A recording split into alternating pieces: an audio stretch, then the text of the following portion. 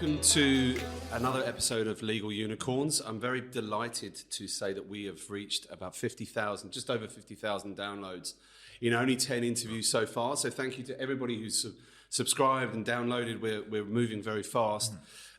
Please obviously like and subscribe to the YouTube channel if you can, or download it on your favorite podcast. Look for Legal Unicorns.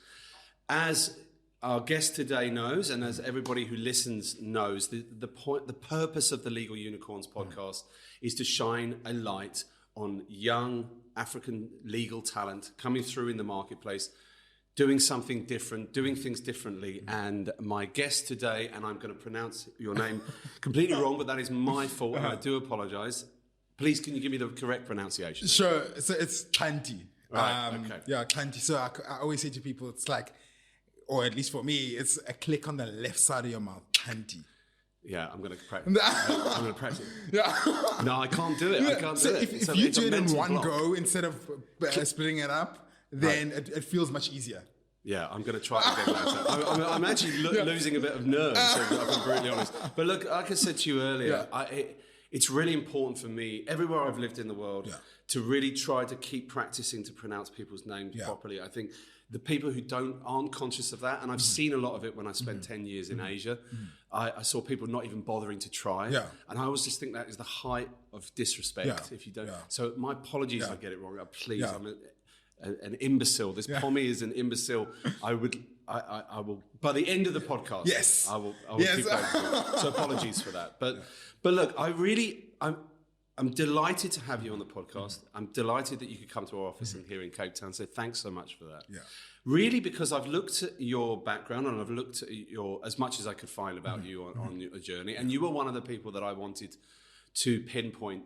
And when you said you would appear, I'm so thankful for that. Yeah. Because I think you are, and again, I'm reading between the lines and we'll find out, but you've had an interesting journey so far, and I think you've got a lot of energy and a lot of drive, and there's a big future ahead of you. So thanks again for joining us. What I'd like to do, obviously, at the moment, we're going to go through your whole life and your journey to where we are today. But obviously, it would be remiss of me to say that you're a corporate commercial attorney. You'll get on to where you trained and what you did, and you're now very much in the renewable energy space, which is obviously, I mean, you can't put on the internet or open a news site without it being all about renewables. Yeah. In fact, I'm busy signing a contract for my own solar paneling in my house. But I would love to explore that a little bit further as well as a topic. And then obviously what we'll do at the end is, we've got a couple of questions from our locals audience, which we'll obviously break off and do. So please, tell us all about yourself. Tell us a bit about yourself now, and then take us from the journey from Port Elizabeth to here. Cool. Yeah. So as you mentioned, I am a senior legal advisor in a renewable energy company. I've been there now for about a year and a half, and really, really enjoying it. It's one of those industries that before I worked there, I'd actually never really done kind of renewable work, but my corporate and commercial base has really assisted in that. So how I landed here, how I even landed in Cape Town, actually all started in a small little town, well, maybe not that small, but on the coast of PE, on the coast of the Eastern Cape, called PE, now Gqeberha. And so I was born there, bred there, went to high school there, went to university there, and, during university, I want to say about third year, maybe towards the end of second year, we had this kind of like big roadshow of all the big 5 law firms, and a couple of like medium law firms come through and present to us of like, hey, if you want to work here, this is what you kind of need to achieve. And up until that point, I always thought I'm going to be this like big human rights lawyer. And it's only until I saw that and started getting introduced to like kind of your commercial modules that I was like, actually, I think life is pushing me in a bit of a different direction. So so in my third year, I got recruited to one of these big 5 law firms and then made the move to Cape Town. And so I've been here ever since. That's about 2017. So since moving here, I got married, had a child, have another one on the way. Right. This is brilliant. And congratulations. Thank you. I don't want to rush through this. For those, we're very lucky and fortunate to have listeners from overseas. Yeah. So those who don't know South Africa, Port Elizabeth is up... those who may have visited would have to drive on the garden route for quite a while. I've done it myself. 8 hours. I've done it myself from Addo Elephant Park back to Cape Town, and it was 10 hours. Sure. So yeah, it's a fair old drive. Port Elizabeth is a port city. Quite a big city now. It's growing certainly, isn't it?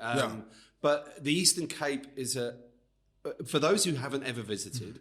Do yourself a favour and go on a road trip through the Eastern Cape. Definitely. Spoken as someone who's made this country my home, it is beautiful, especially places like Hogsback and places like that. Yes. But the whole place is beautiful. But it has, as a region, it has its tough times, right? It really does. You know, we've had a former guest on, Rory Sang, who grew up in the similar area, and during the apartheid years, and it was pretty awful. And then subsequently, latterly, it's kind of it suffers with droughts. Right? The farmers have got a really tough time.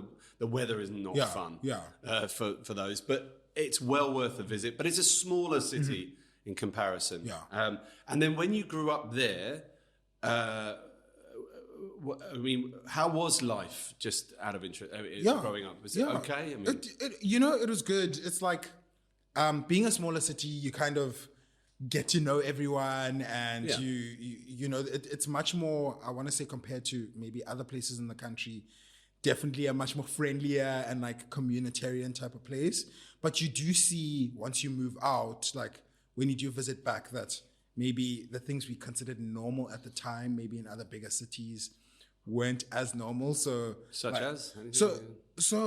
I think, you know, you move to Cape Town, and I think just generally the spatial planning around Cape Town, you can move around and not really be confronted with poverty as much as maybe when you're back in the Eastern Cape, because it's just very visible. It's kind of in your face. And, you know, I think growing up at the time, I just assumed that, you know, in life you just get people who are maybe struggling a bit more. But it's only when we moved out that it really hit us quite starkly that it's a side of the country where much more resources is needed. I think that's a fair point, and I think you described it really well there. It's just from a visitor's perspective, you can tell it needs investment. People need some help. There needs to be some business moving there. There needs to be some investment from the province into the resource. Well, not the resources. Well, I suppose the resources. Just to get things going. And I suppose it's interesting. Sorry, I've just been distracted by the fact that the cat has just jumped behind you. He's going to get himself. If we hear a cat on the mic, then it'll be the fact that he's just coming from outside. Anyway, I was distracted, but it is. I suppose for someone like yourself, did you have the dream of moving to the bigger city, Cape Town or Joburg? Was that something that was something that was in you from a younger age, or what were your dreams and aspirations when you were younger? So to be honest, you know, like I really love PE, but another kind of the downsides of a smaller town is sometimes it's hard to dream outside of that town. So growing up, I was just like, you know, I am gonna go to the same schools my brothers went to school to, and then I'm just gonna work kind of the same jobs that I had a point of reference for. And so it's only when I really got to university that I was like, wow, there's actually like a whole world outside of, you know, PE. We'd often visit Cape Town and visit other places, and you'd see it. I only saw those kind of places as holiday destinations. So never really as this is where I could live. But I would say that sort of towards my end of my university career, I started to really look into, if I want to practice law, like, what do I want that to look like? And once I started pinpointing what I wanted that to look like, I started realizing more and more that I might be in a position to make a move outside of the city. And so then I started looking into that a bit more, and it now really like created this desire of like, hey, actually, Cape Town looks like, pretty great. I grew up close to the beach, so there's the beach here. Yep. I go like once a year, but maybe not at the moment. I always see Table Mountain. I'm like, oh yeah, this will be the year I hike up it, but never happened. It hasn't happened yet. I get it.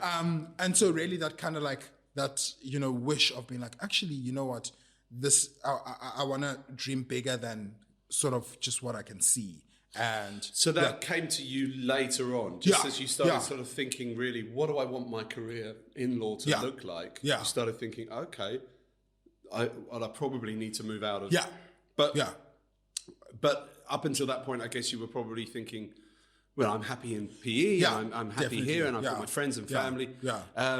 That's interesting. And the reason why I'm picking that up is because we do have a lot of listeners who are, the next generation coming through. And that's one of the reasons we get a lot of emails, which is always wonderful. So please keep them coming in. Finding professionals like yourself, the story of and some of the inner thinking in terms of the moves, that's really inspirational because they're obviously sitting there, as we all do when we're at university, thinking, I'm probably the only person who's ever thought this ever. I don't know where to go next. And we could sit there and argue until we're blue in the face about how useful the universities are when it comes to career choices. They have a little bit of room to be better, I think. Definitely. But it's interesting that it started to form on you, and you're thinking, this is where I want my career to go. Just before I move away from your upbringing and move into your studies, your family, is it quite a big family, a small family? Yeah, so I am the youngest of three brothers. Okay. And so one of my brothers actually lives in Cambodia. Oh, wow. The other lives in a place called Port St. John's. So it's on the coast up towards if you're going Durban? Towards Durban. Yes. So his base there. So I grew up in... So the other brothers have spread their wings as well. And quite early on, actually. So they kind of like, immediately once they were done studying, they moved. What does your brother do in Cambodia? So he's a maths teacher. Wow. Good on him. Which is crazy because I never expected my brother to teach. And then he was just like, actually, you know what, I feel like doing this, and then taught a bit in South Africa and then moved abroad and has been teaching ever congratulations since. to him. No, I know Cambodia I lived in Asia, so I went there for a holiday, but good on him for that. It's not, I can't think it would be the easiest place to get on, but he's obviously carving himself a nice little life. Good on him. Well done to him. So you and your family still, your mum and dad, are they still Parents with us? are still in PE. That's great. They're still in PE and they love it. And every phone call, mum's like, when are you coming back? Yes. She's always like, Good on you, mum. Especially to see the little ones. I'm like, love me too. Like, no, you're well out of the question there. I learned that very early on with my mum and dad. My mum's sadly not with us anymore, but my dad is, and I think whenever I get him on FaceTime, he sort of gives me about a minute, and then it's like, right, where are the other two? So I'm kind of used to it. But and you're about to have your second, you said, as well, which is amazing. Yeah. Congratulations to you both. Thank you very much. It's double the fun, can I say? I'm sure you know what to expect. Probably double the fun and half the sleep. So. But I don't know. I mean, again, this is a very personal thing, but when we had our second child, for me, it really felt like a cube. It felt like the four of us were now a unit. And I'm sure other parents out there listening will get that. I'm sure you'll have the same feeling. It's like, okay, I get it now. There's the four of us. Yeah, definitely, and much more confident in the second time around. So I mean, the first time we have kids, we all think, oh my word, is he still breathing? Is he still going? And now they always say by the third one, you're just like, whatever. But you were a third of, you were the youngest. Well, that's cool. So I'm getting a nice picture of you. You've you obviously got older brothers, and everybody with brothers knows that means probably regular beatings. Definitely. All the things that come with sibling rivalry and upbringing. But it sounds like you had a nice upbringing, and PE is a lovely place. outdoors, like you say, by the beach, and then focusing on your studies. And Nelson Mandela University, which is also in PE, right? Because up there you've got you've got roads, haven't you? Yes, so about an hour and a half away. Nelson Mandela University, great university. And then you're in there, you're studying law, but as a lot of us do, I think, when we go to university, there's usually a big interest in social, political, economic, human rights. So you think your interest and your passion was on the human rights side, Yeah. Is that something you thought you were going to explore? Yeah, no, I definitely thought I was going to explore it. I think, once you confront it and you see, like you watch the news and you see all of this injustice happening, and, my heart was just like, I'm going to be the one to solve all of this. And not that I don't still have a heart for that, but I think my love just drifted away to more kind of commercial type things. And so even using the platform that I do have now to maybe have an impact on the people I work with directly. So I've kind of channeled that into that kind of space. That's really good that you say that, because it's actually a very mature outlook. I think there's a lot of us out there that, especially when we go to university, that really start to understand, like you just put there, the injustices in the world, and you start to really it's the introduction to how the world really works, and then that it is deeply unfair, and then but it's unfairer for many others, and I'm not saying this happened to you, but it certainly happened to me. You start to realize, dare I say it, the commercial realizations of the world is that actually, we've got to make money, we've got to eat, and if you've got an interest in business, you're more likely to go down that corporate commercial route, which I guess it's not to say that you're no longer interested in human rights. Clearly you are. It's not something that goes away, is it really? But the other side of you, like the business and the commerce side of you, starts to look at, this is a good market. I'm in a good profession. There's law firms out there that will take me. And I'm guessing that's where you start thinking, well, I'm going to start applying. Or actually, did you apply or did they approach you? So they'd approached me. Okay. Yeah. So they'd approached me. Which would suggest your marks are pretty good. Good on you. Right. Well done.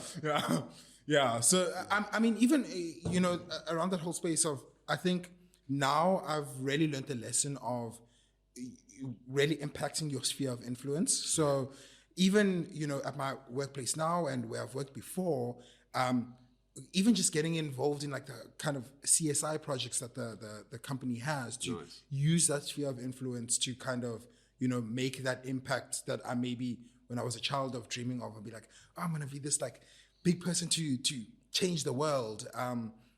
And not to say that I can't be that, but I've learned more importantly, how can I change my world? Like, directly around me, what can I do to assist in that? So even like I always have my hand on the pulse of like, kind of the things that wherever I work. So how are we doing CSI? How are we impacting the communities we work around? Particularly, where I work now, we go and develop projects in some of South Africa's rural areas, which have very high unemployment rates. Please tell me about this. Yeah.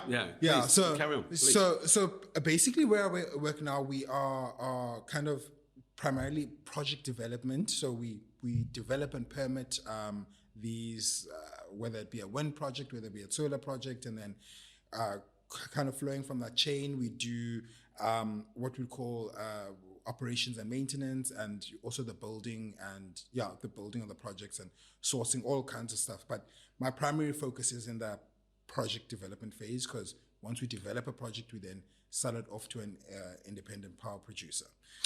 Okay. Yeah. So I'm just trying to get a sense. So they would be at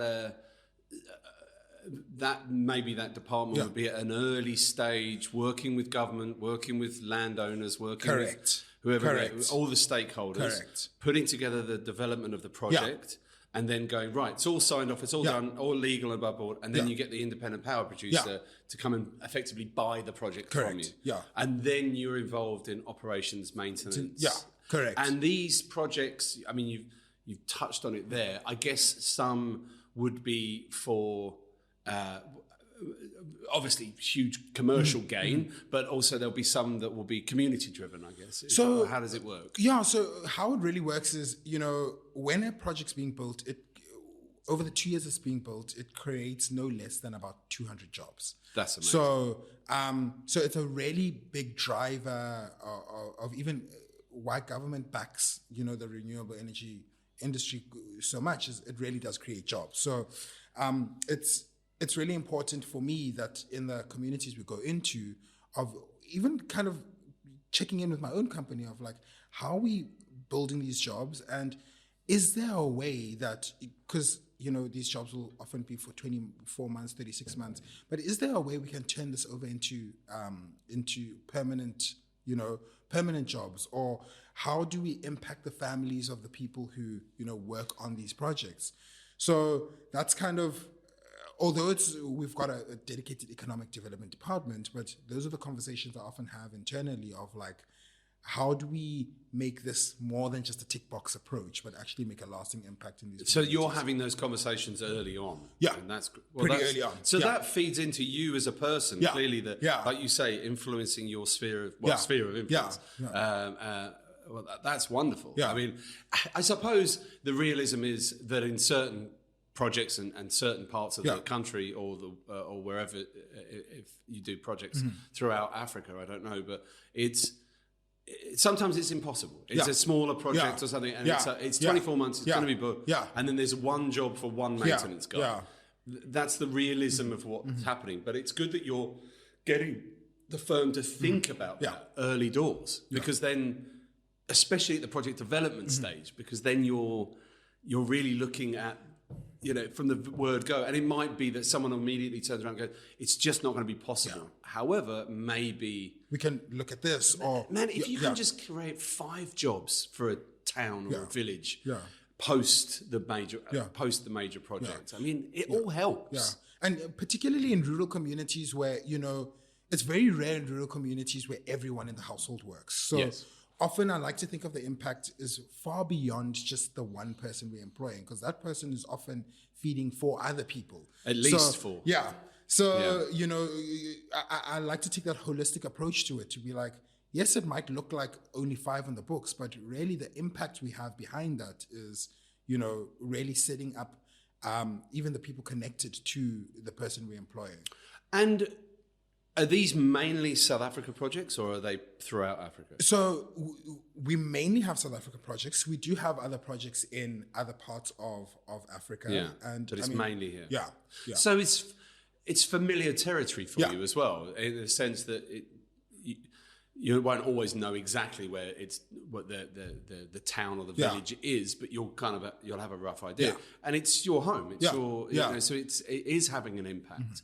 And for those listening who again have never been here, having driven through most of the country now, I can tell you that some of those rural towns are really struggling, and they really could. You can tell straight away that just with a bit of investment, especially on the renewable side.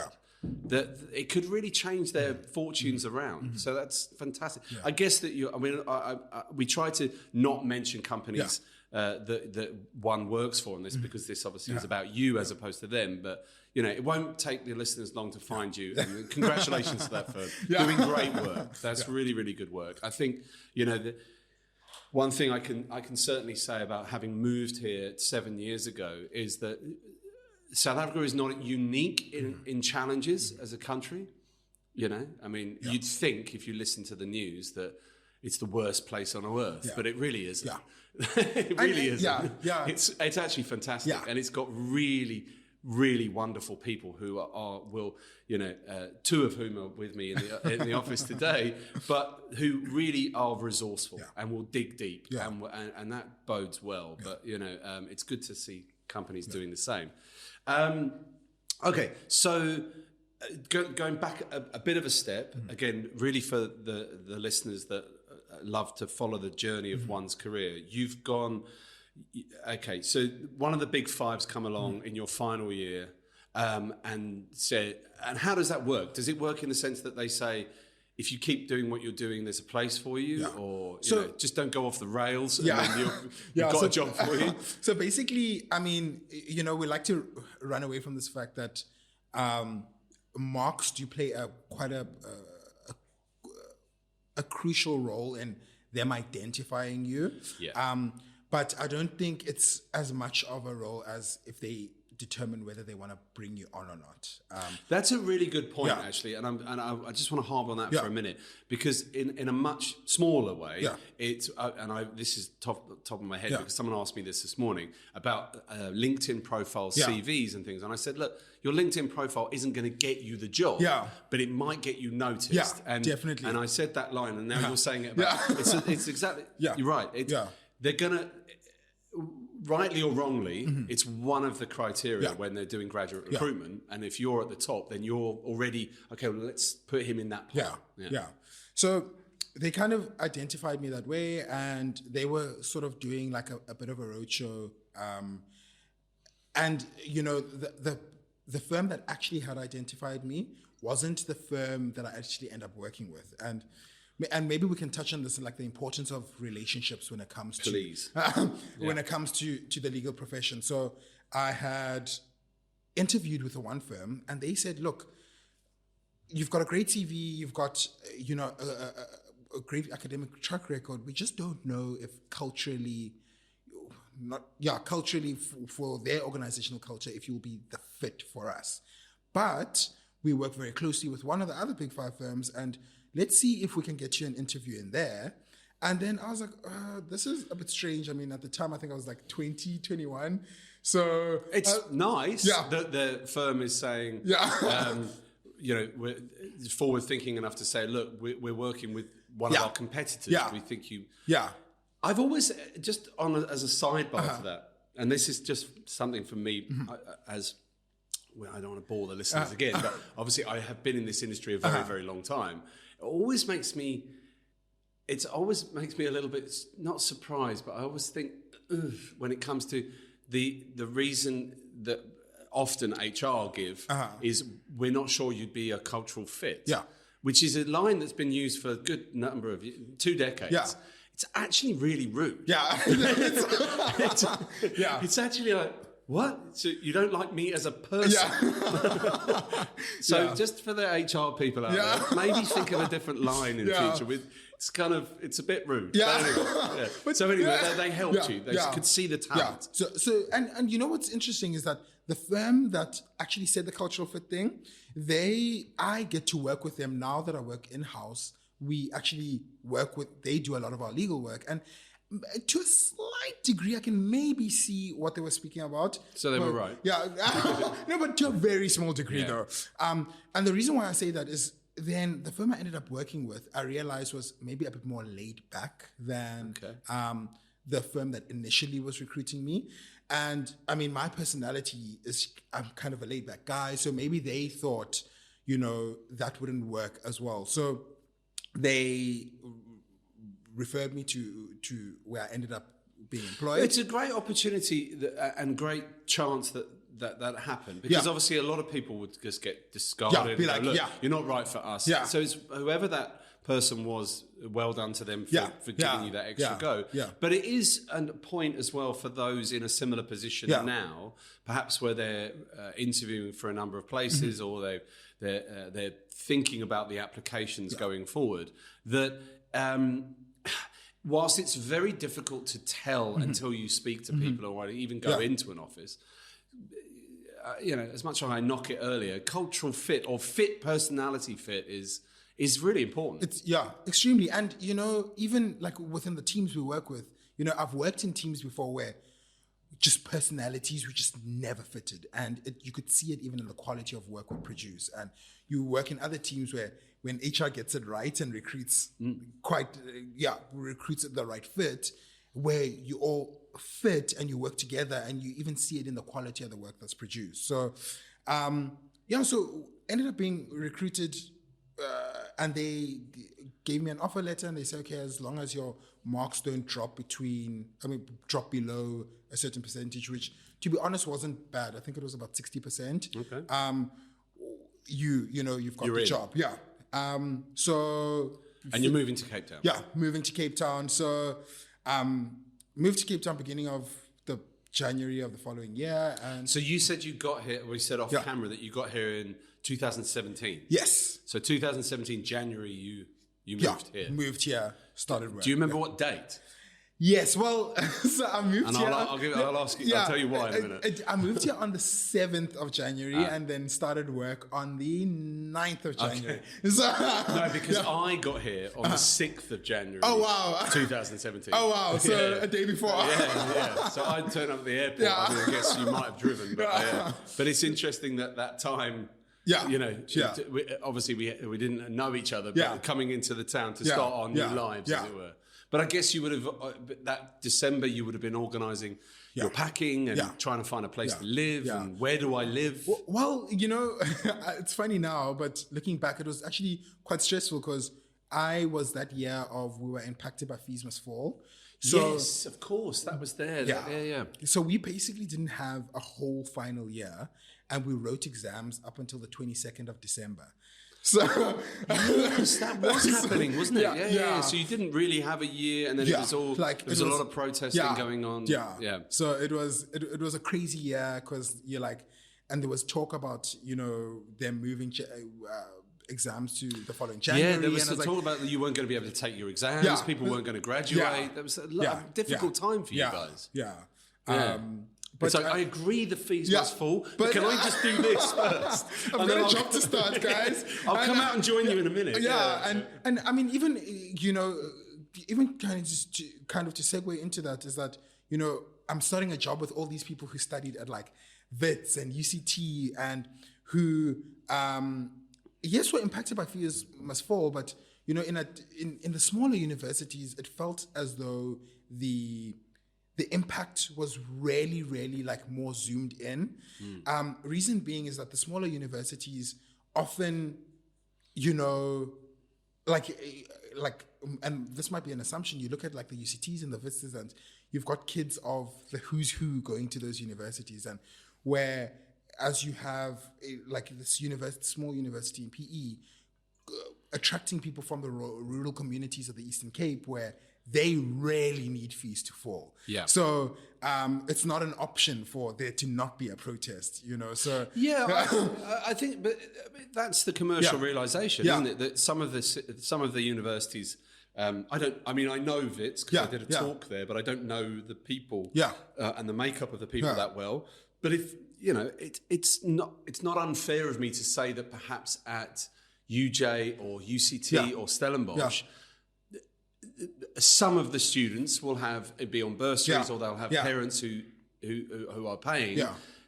Probably a bigger percentage than maybe at Nelson Mandela or UWC, for instance, in places like that. Because I know the Fees Must Fall at UWC was quite, quite from people who've worked with us that they've told us that it was pretty intense. Pretty intense. That's the best way of describing it.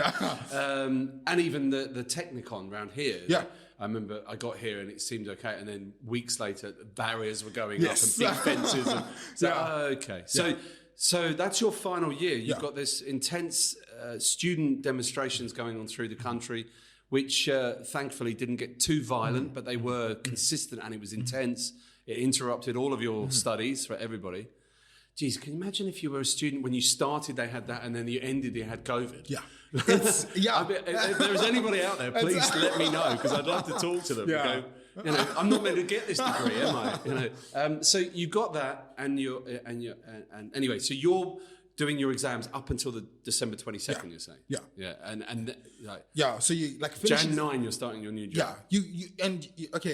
I think for me, I did pretty well at university, so I knew I would pass everything. But you had people who were now starting jobs before their results came out, and because the academic year got pushed so far back, I actually know two people who started their jobs and realized that they'd failed subjects, and so they didn't actually have the degree to start to practice. Wow. So it just really threw things up in the air for a lot of people. That's a mess. Yeah. For them. I mean, they'll get it. They'll get through it eventually, but that's not... Yeah. Doesn't do the confidence any good, does it? But hopefully they're okay now. And no, they're very okay. So. Excellent. Good. Hopefully the firm's looked after them as well. So... Jan 9, you've moved into your new place, you've made the move. Did you come here alone, or were you already with your then fiance? Or well, she was my girlfriend at the time. Yeah. So she ended up getting work in Cape Town, I think 2 or 3 months later. Okay. Then she moved up, and so you came here on your own. Yeah, initially came here on my own. And did you move straight to the southern suburbs? Yes, straight to the southern suburbs. Okay. I mean, I'm a southern suburbs boy through and through. It's nice, very nice. Yeah. No, that's cool. So, but it's nice. It's South African. I've worked with South African lawyers for 20 years, all around the world, and they're not afraid to move. Yeah. You guys are quite transient. Yeah. You know, you'll see an opportunity and not just in the law, obviously your brothers in Cambodia and that's a really good trait, I suppose is probably a good example, a good word to use. It's a good trait to have that you've got. Obviously there's always a little bit of fear, but you're not afraid to put yourself out there and go, you know what, I want to be the best I can be, and I want to go there, and I want to see what I can do, and Cape Town's not a bad place to move to. But in terms of your mindset, were you obviously you've gone through the sort of I want to be human rights, and then you go actually I've got quite an interest in the corporate commercial side of things. Was it kind of like the M&A deals and things that you read about? Is that what got you excited about that space? Yeah, definitely. Even now, like even though I work in-house now, primarily my work is still M&A based, and that's really what gets me excited. And so even back then, I would like read up. There was this M&A podcast. I just forget its name, but I used to listen to it quite a bit, and I was like, this is exactly what I want to do. Right. Well, if you remember it while we're talking, please shout it out. Yeah, I'd like to listen to that. So it was. I think actually, if you just go to Apple Podcasts and you just say M&A podcast, it will something will come up. Yeah, cool. I used to listen to that loads, and I was like, this is exactly what I want to do. Is that people in transactions talking about the M&A market? Yeah, talking about like negotiation, like how to get the best. I'm going to find that. Yes, and we will put it on the link below. So if we can, we'll have a look at it afterwards and have a look. Yeah, and it's a lot of it is kind of international based, but in M&A, a lot of the principles work throughout the world. So. Even now, like there's some stuff where I'll be like, I've got a call tomorrow negotiating warranties, and I'll listen to some of the podcasts to see how some people go about the negotiation, when to go strong, when to take your foot a bit off the pedal. And so they're giving you nice tips as well. And have you ever put any in? It'd be interesting if you're against someone on a transaction or a negotiation and they've listened to the same podcast. I'm pretty sure you're... well, what's interesting is I actually, not too long ago, I had to negotiate something against my previous boss. And so I knew his tricks, he knew my tricks. And oh, really? Did you win? Yes, I did. Sorry for whoever that is, but that's brilliant. But I mean, all's fair in love and war, as they say, isn't it? And I think, I mean, that's the great thing about law. Certainly, what I used to know, my father-in-law was a advocate, and I've obviously met all of his friends, the lawyers, the advocates. They'll sit and scream and shout at each other over a negotiation table or in court and then go for a drink. Literally. And they go, it's just the business we're in. Yeah, I always say, don't take anything personally. Even if it is personal, don't take it personally. They don't know me.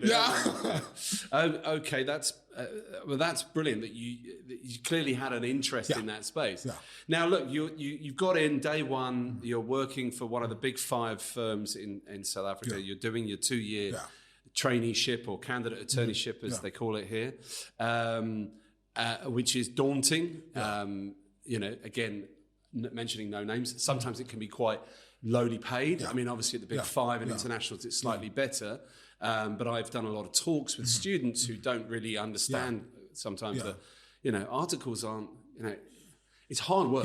Like it's you know, and depending on the principal you're working for will depend on what types of deals you're given to work on, the pay levels and things like that. But you're in a M&A team, I guess. And 2017, 18, and then 19, you would have graduated. But did you? Did you do rotations? Yeah, I did. Okay, I see. How many did you do? So 3 or 4? 4, but 2 of the 4 were in the M&A team. Okay, brilliant. Same principal or different parts? Same guy, Okay, cool. So that helps as well, because it means you're developing a relationship, you're getting to know the clients, the way of working. Good mentor? Yeah, brilliant mentor. Okay, brilliant mentor. Yeah. Which isn't, again, something that people always find, is it? I mean, you'll know yourself from some of your friends and university buddies, I guess, that... sometimes it's a horror story. Yeah, it really is. And, you know, I always say, like, when it comes to anything law, it's 50% the work and 50% relationship. So the relationship you have with your principal, the relationship you have with clients, or even at times the relationship you have with opposing counsel. So, like, I know some people who are in horror stories who are like, it's just all work and no relationship, and their principal's kind of like doesn't even, you know what their background is, or and things like that. So I was very fortunate in the sense that I kind of always worked for people who really took the opportunity to get to know me and build on that relationship. That is important. And it's something that I talk about a lot with managing partners and partners when we are looking at their recruitment strategies. You know, there's no point in people pretending to be something they're not, but at the same time, just be conscious that, you know, that this person is starting their career and they need a guidance, you know. And I think if you can find a good principal who actually learns your middle name or finds out where you've come from, it's a small thing, but it makes a difference. Cool. So the other thing to note as well is if you're doing 2 rotations in the same team, it's usually quite likely that the partner's going to ask for you to be in their team if you're being kept on. Clearly you were being kept on, and then was the position made available for you? So in that same team. So I was kept on in the same team, position was made available. And brilliant. And you were happy with that? You were like, I was happy, exactly what I wanted, and Okay, so then we get into your, I suppose, near 3 years working post admission or PQE, post qualification. But that is an interesting time for all of us, right? I mean, this is COVID. No. So how was it for you? You know, how was COVID for you? So I started as an associate the year before COVID, which was, you know, jumping from CA. I feel like we don't talk enough about the jump from CA to associate. Like, it's a massive. Please do. Because it's all of a sudden now you've got this fee target. You're interacting with clients directly, and you know this is when now you have to get like your big boots on. And so that was a huge learning curve. And so as I was starting to set, is there anywhere I've tried to find an example, equate that leap? Is there anything? The only one that someone gave me once was the feeling of when you go from school to university. Like you go, your school, you don't realize until you go to university that everything's been handed to you. Exactly. And then you're at university and you don't know where the toilet is. You don't know where the exit is. Exactly. Is it a bit like that? Exactly. And it's exactly like that, because it's, on the one side, you're trying to learn as rapidly as possible, but on the one side, you're also trying to look like you know it all. So marrying those two worlds does become a bit tricky, because all of a sudden now you have to attract work from, whether it be clients or partners internally, them building the confidence that, hey, I can actually give Xhanti some work. So, I mean, I think that's something that is underestimated, is that you're trying to build trust from day one as a brand new lawyer.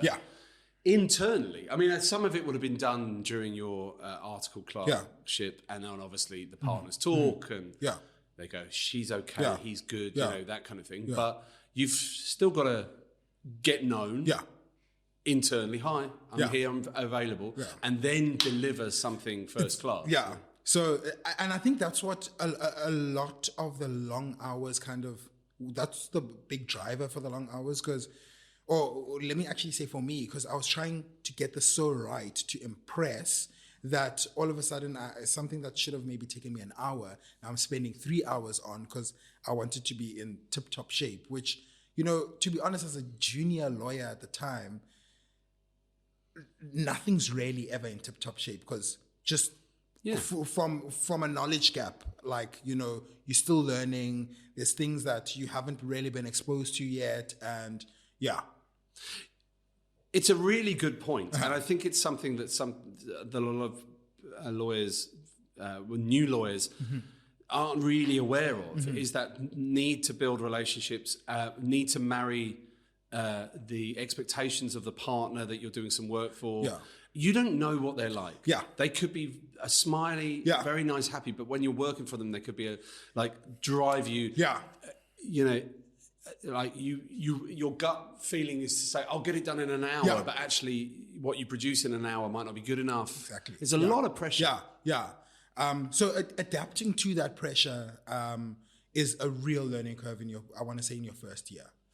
And then, so that's 2019, and then all of a sudden we jumped to 2020, which, sure, that was tough, because now, I mean, one of the things I like to do is to have a nice separation between work and home.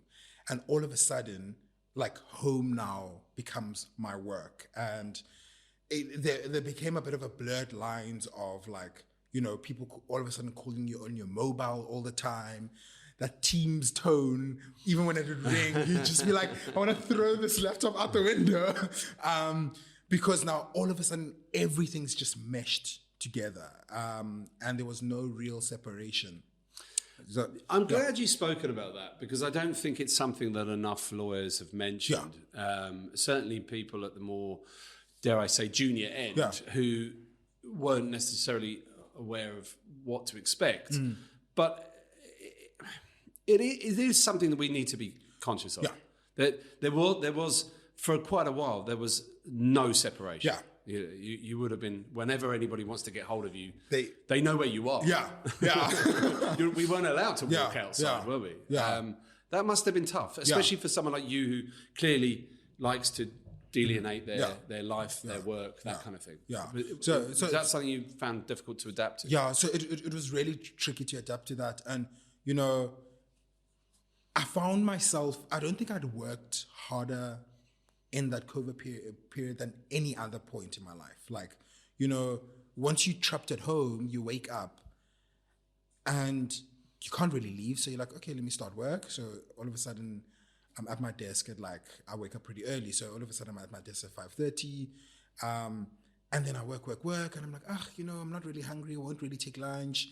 And then next thing it's 6 p.m. and you're like, well, nothing really nice is playing on the TV. Let me work some more. And then all of a sudden it's, you know, 10, 11 p.m. and the cycle just continued. And now the kind of dark side is that you measured against your billable hours. So all of a sudden you're pumping these incredible billable hours, but at the expense of, you know, my personal life. So that... And your mental wellness. Definitely. And not only that, but, and I'm not speaking for your firm, but it's human nature for people to start expecting that. The bosses and HRs or whoever, finance people, whoever looking at your numbers. 2-3 months of that, they're going to be like, well, why is he dropping off? What's happening? Don't expect this to be the normal. Look pre-COVID. And again, is that something you were feeling? It was just like, right, this is not. Definitely. And, you know, because for a long while, I kind of wore this badge of honor of, like, I've got these great billable hours and my work's translating to fees. But then I could really feel it take a toll on me physically, where I was like, why am I tired all the time? And then I realized I only got 5 hours of sleep. And oh, really? Yeah, so it's, and then I had to really make that cut of being like, okay, no, this is actually unhealthy, and it's moving me definitely in a direction I don't want to go in. That's a really, really good thing you've just said there, and it's a great lesson for anybody listening, because you had the self-awareness to notice what was going on with you, and you took control of that fact and went, you know what, I don't like where this might end, which, you know, not a lot of lawyers either do or have or allow themselves the space to think like that. So it's great that you did that, and I implore others to do that as well. Just maybe take a step back occasionally and go, okay, where does this end? And okay, so what year are we talking? So now 2021? So now this is 2020. I think when we started 2021, we kind of we were still in COVID, but things were easing up a bit. And you know, my boss at the time, he was a great guy in the sense that his philosophy is that use your daylight hours as productively as possible. So he was really good at setting those kind of boundaries of being like, okay, it's 5:30, I'm out of here. And he is, till this day, the most productive person I know, because he sits there at his like, you know, I would even ask him, when do you go to the bathroom? And he's like, he needs to use his day in such a way that he can avail himself to his family, you know, come the afternoon. That is a wonderful lesson. First of all, obviously, we're not going to mention any names, but this is clearly a very prominent partner level lawyer at a big firm in Cape Town. The fact that he's able to show the younger generation, look, this is, use your time as productively as possible, but avail yourself to your family in the evenings. Amazing. So he was very instrumental in that. But I think I built this bad habit to the point that it was really hard to snap out of. So kind of now my third year as an associate, I just slipped into this habit so much that it was like, I was like, how do I shake this? How do I imagine a new normal of like actually being able to work, you know, from 8:30 to 5? And I want to say my biggest regret is that I never got that right at the time. And so, you know, then I started to be like, maybe I need to look beyond where I currently am, because I just wanted that fresh start of being like, okay, I can. Oh, okay. Yeah. So you were struggling to actually make that break. You know that you knew that you needed it, but you were struggling. So you were looking, which again is what most people face. They don't know the difference. This is why they come to recruiters like us and go, help me get out of here. And sometimes we'll sit there and go, let's look at what you're doing. And maybe you just want to stay. In fact, I said this to someone the other day. I was like, stay where you are, but just change your lens slightly. But the obvious reaction sometimes is to go, I need to get out of here. I need to change. Is that where you felt like you were heading? Yeah, definitely. And I think, you know, when our daughter came along, that now really... Oh, yes. So when did your first get booked? 2021? 2021. Oh, wow. That now really changed the game, because it's now all of a sudden completely like shifted my whole mindset. And, you know, it's a tricky one, because now all the people I worked with were so used to me working at a particular way. Now I come back from paternity leave and I'm like, actually, you can't call me after 5 unless it's an emergency. Like, send me a WhatsApp and then I'll see if I can get back to you. And, you know, and then it became this real shock to the system. So I think when our daughter was born, we really were like, okay, like I need to do something. And so that's when I started to explore, do I move to something else?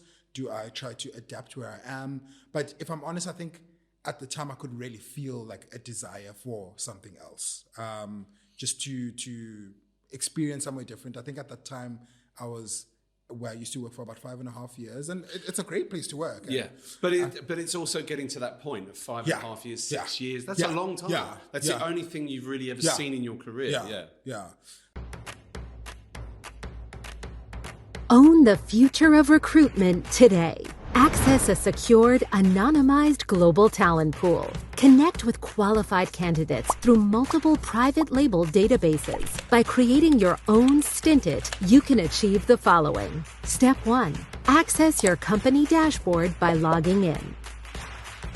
Step 2. Click Find Candidate to search for the ideal candidate. To begin, create a new position and fill in the necessary details.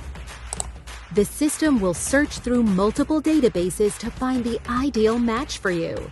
Step 3. Once the search is completed, you will instantly receive multiple 100% matches which have all been fully verified and KYC checked. Step 4. When the candidate chooses to opt in, you can view their skill set and experience. Only when you are satisfied, use your credit to unlock the candidate's full profile. Once unlocked, the profile remains unlocked for all future searches. What makes this system truly revolutionary is that when you search, the search will continue in all the different databases until a 100% match is found. Each database involved and the candidate share in the revenue, and that's how this circular revenue model and shared database benefit all parties involved.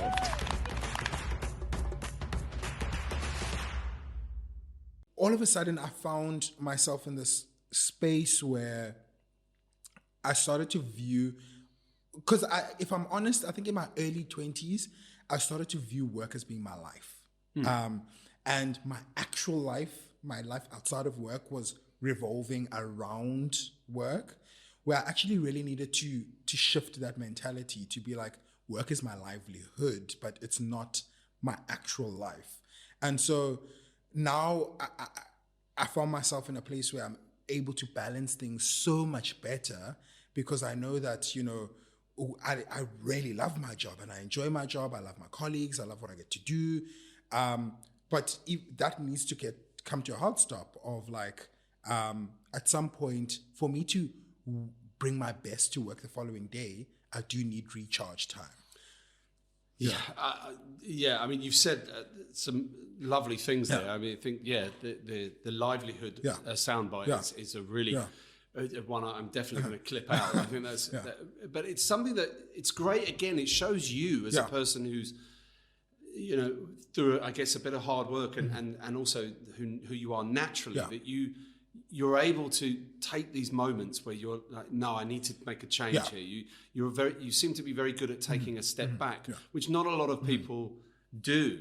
And we do tend to lose ourselves in the work. I think sometimes as well, you've clearly made that decision once your daughter came along. I had a similar situation where before we moved here, obviously we found that we moved within a day of each other. But we were in Hong Kong for nearly 10 years. And my job and my business was my life, and I loved it. And my wife understood that, and she and you know, hugely supportive, and we had a good time there. But what I realised is that the kids need you. You know, and it sounds like an old adage, but you don't get that time back. And it's nice that you had that moment where you're like, well, my daughter's now, well, she's now 2 and a bit, isn't she? It is important. And that's why I suggested to the wife that we move here, because I wanted to spend more time with family. You can't do it forever. You honestly can't do it forever. And I always say that, you know, like, I want to be the best, whether I'm at work, I want to be the best attorney I can be. If I'm at home, I want to be the best husband and father I can be. And the only way I can do that is to try my best to live with everything in balance. So one of the things I often recommend, particularly to people starting out their legal journey, sharpen your legal skill as much as you can, so that once you do a task, it doesn't take you 10 hours to do what could be done in 2 hours. So what I do is, you know, even if I'm negotiating a contract, let's say with opposing counsel, when I listen to their arguments or when I'm negotiating, I'm also listening to learn, because I'm like, okay, this is a great teaching moment for me that I get to put that in my bank of knowledge. so that when I now go draft another share sale agreement, I can be like, I can use what I know, what I learned from, the opposing counsel, and just, and so to work as productively as possible. That's a brilliant lesson for anyone out there. Anyone listening to this, that is a great lesson for them to take away. Is that you can learn from every interaction you've had to work to hone your own skills and how efficient you can be, so that you can then go on and be the best husband and father that you want to be outside of the work. There'll be the days where you work a bit late. No, definitely. And I mean, it's always I like to think of it as like, you're on a unicycle bug, juggling all these balls, and you're just trying to, you're not always stable, and sometimes some balls do drop, and that's okay too. But I think it's just being cognizant of the fact that you're not holding one ball, you're always juggling balls. So, And do you think that was instilled in you from your parents, that kind of outlook? Is that something that you think you've picked up from your family, or is it something that nature versus nurture, I suppose? So I grew up actually with very busy parents. And I think when we were in high school, I think the penny dropped for them that they were so busy that, some balls were dropped. And Shem, I can't really even blame my parents. They were trying to do the best they thought at the time. So, and I remember at the time, even being that young, I said to myself that, look, I love what my parents were able to do. I love what they were able to achieve. And I would love to do, not the same, but I would love to get to where they've gotten to. But I want to explore the option, is there a way I can get to where they got to in life, but using a different route?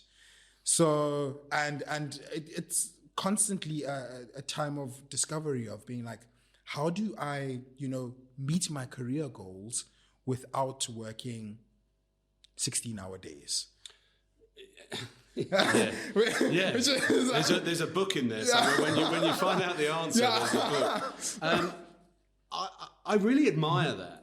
I really do, because I've, as I said, I've worked with lawyers for 20 years, and I've seen people, well, up until very recently, because I suppose largely driven, certainly I'm talking specifically on the law firm side, who are the bulk of our clients, so I'm not saying anything bad, but the environment, when you are billing by the hour, or there is a culture of consistently billing for time, then that is really what largely as a junior you are judged on. And so, maybe not here as much, but certainly in some of the cities that I've worked in, like Hong Kong and Singapore, New York and London, it's like a badge of honor if you work till 4 a.m, go home, take a shower and come back and do it all again. I mean, those people usually look like dead men walking after a couple of years and then leave. It seems so counterproductive. But it's great that you are trying to find that balance and the importance of that balance. And I think law firms are making a big shift at the moment, where they're moving away from it being a badge of honor. Definitely. I think they're seeing that actually, if they keep the people less burnt out, they'll have them for longer, and therefore they'll be better lawyers. I think we're making that break. Definitely. But it's important for anyone listening to here to follow your footsteps and really keep considering that. No one's going to really thank you if you, just by killing yourself. You might have the odd partner who's be like, oh, brilliant. They've worked all night and they've got it done, but there's no longevity in there. No, completely agreed. And I think it's a great move, actually, like that I'm seeing now in law firms, of to think more than just, bum in chair kind of. Even, the places I've worked, it's been great to see that, of like, actually we offer this and you can do this, and you can to kind of just get your mind thinking of like, there's other things to be done outside of work. And even like, one of the places I worked, there was even a kind of a billable hour incentive, that if you joined some of the firms kind of like mentoring programs that could count towards your billable hours. So that was that was really great. Oh, so people can help others, and that counts towards their own.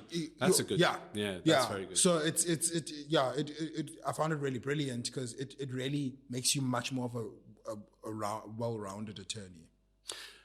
That's interesting. Yeah. And one of the things I do want to get onto with you is really that what you think might happen with the advent of technology, and whether that's because I think it's going to be a great move. Yeah, we're kind of heading in that direction now. But I just wanted before we get onto that, I just want a couple of other things in terms of your, it sounds like you had a great family network when you were growing up. Mm-hmm. Yeah, growing up in a nice, in a smaller town city, but lovely family, supportive, brothers who beat you up, the usual stuff. But you've clearly got you've got a passion for family. Yeah. Clearly, it comes through your own kids and everything, and your mum and dad working really hard, but then realizing, like you said, when you're in high school, maybe we need to, spend more time with the kids, and you've learned a lot from that. Would you say that the family has probably been the biggest influence on you, or is it your friend group or your wife, or? Yeah, so like a combination of the people who are sort of around me. So definitely family and the kind of friends that I have. Even when I was killing myself with like those crazy hours, my friends would be the first to be like, hey, this is not going to end well. So, really? That's good. And, I can really appreciate that because I think to me it was highlighting a blind spot that I didn't see at the time. For me, that's a big driver of... Especially when you love your work. Exactly. Which a lot of lawyers do. They love the law. They love doing the deals. Yeah. It's easy to get wrapped up in it. Yeah. And I love that you touched on that because, what I do is really my passion. It's really my passion. So, spending hours doing it, it's not hard for me to do because I love what I do. So, I'm the same. Yeah. So, for me, it's not work. Yeah. But you do need to break away. Yeah. I mean, it'd be like, if you love golf, you can't just golf all day. You have to do something different at some point. Yeah. But it's great that you've got that. It's nice to get that impression of you, that you've got this nice support network around you, and that you clearly really value their input, and you've got, and you're quite deliberate in your thinking as well, which is great. It's really good. It's a lot of lessons that people can take away from that. In terms of you and your, I mean, there's so much else we will talk about in a minute, but in terms of your journey, you're still, let's say, still relatively at the beginning of the beginning of the journey. You're certainly not, old and tired and looking for retirement. But what are your aspirations? Do you have any like general career aspirations? Anything that you're still aiming for? Yeah. So I think now I found my career. Obviously, we're going to be conscious and of your current employer. So now everyone I think my career has been, I think maybe because of my career background, has been very fast tracked in some ways to get to where I am. Because all of a sudden I found myself in kind of like a senior position, and I had to very quickly like open my mind to, okay, now all of a sudden I work with a team, and like, how's the well-being of that team? And so I think when I look at kind of like a bird's eye view of what I'd like to achieve, is that I would like to build the kind of team that I think I needed when I was a junior attorney. Brilliant. So, and that's what I'm trying to kind of achieve within the space I work in, and constantly checking in. So, how's this? How's that? Do you feel as though you're learning at the rate you need to be learning? You don't have to get into specifics, but is there anything maybe at home that impacts your life at work that we might need to be sensitive around, and things like that? So those were the kind of things that I needed when I was like a baby lawyer, and I'm trying to really bring into my team now. It's a really good thing, and it's a really good sign of someone who is and will continue to be a really good manager and leader.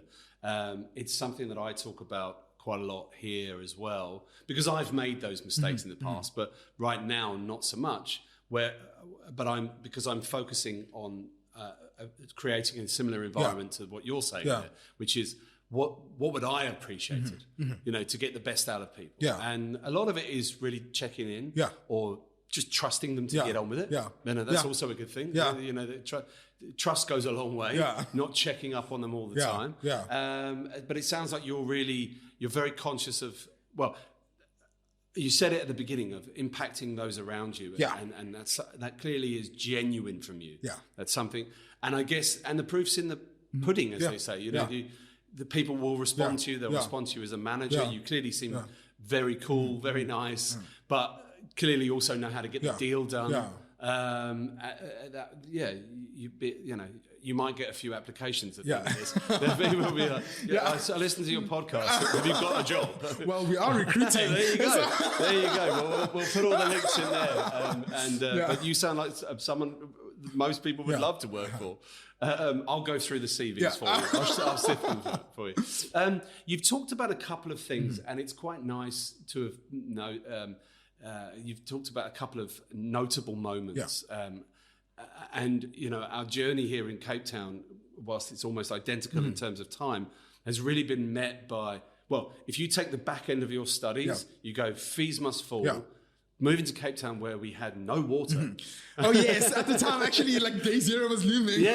People forget that. And I always tell the story is that when I landed on the plane from Hong Kong, I've got my kids in the back of the car, me and my wife, we're exhausted and driving up. And then, that outside the airport here, there's the big signs. Yes. And it just kept saying, day zero is coming. We're running out of water. Don't use water. I'm saying, where have we moved to? But these are all points, and then obviously there was a bit of a lull, a year, and then COVID. Yeah. But these have been very formative times for you. But is there anything else that you can think of off the top of your head that have been notable moments or notable people that have helped you so far in that career? Your career? It's weird because I think one of the people that had a really huge impact on me and kind of even just developing my confidence is a substitute teacher I once had when I was in high school.